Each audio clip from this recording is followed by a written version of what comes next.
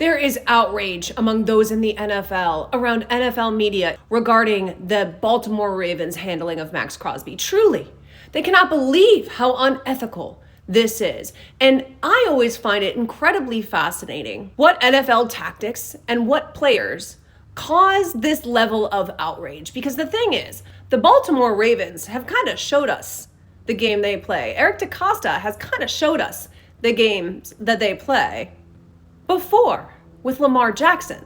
NFL Insider's Maxx Crosby incident damaged Ravens and their GM's reputation. Rich Eisen said that a lot of people around the league are saying that Eric DeCosta is who we think he is. He's a guy that you need to, side-eye a little bit. Tom Pelissero added the reaction from other people within the NFL that he's getting predominantly is how the Ravens pulled the rug out, regardless of what the reasoning was. Consensus opinion is that the Ravens got cold feet and it could impact how other teams work with Baltimore going forward. Let's go back to all of the shit that was happening in Lamar Jackson's last contract negotiations. All through the offseason of 2022, DeCosta and the Ravens insisted that Lamar Jackson didn't have a lot of urgency when it came to signing a new deal. The Cardinals signed Kyler Murray in July of 2022, and supposedly the Ravens offered Lamar Jackson more than Murray to secure him long-term, but he remains unsigned. He reportedly has his eye on the guaranteed money that the Browns just gave to Deshaun Watson. The Ravens decide to use the non-exclusive tag on Jackson, temporarily retaining him, but enabling other teams to negotiate with him. Several teams, including the Dolphins, Falcons, and Panthers, reportedly withdraw from potential pursuit of Jackson, even while entering the offseason with an apparent QB need. Speculation arises that NFL owners may be working together willfully or not to avoid a continuing trend of fully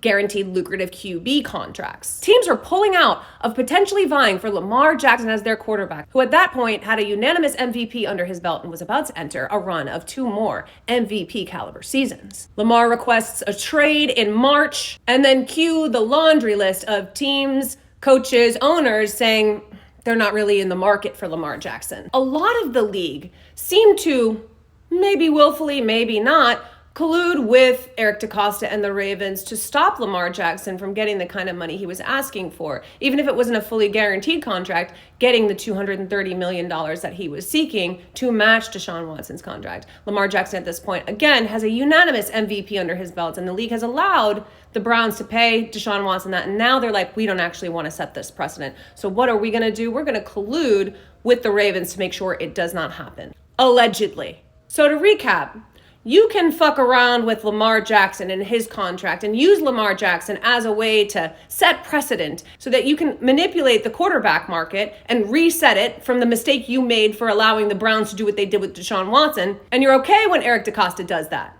But now he's playing some tricks that you guys aren't a huge fan of, and you've been side-eyeing him this whole time.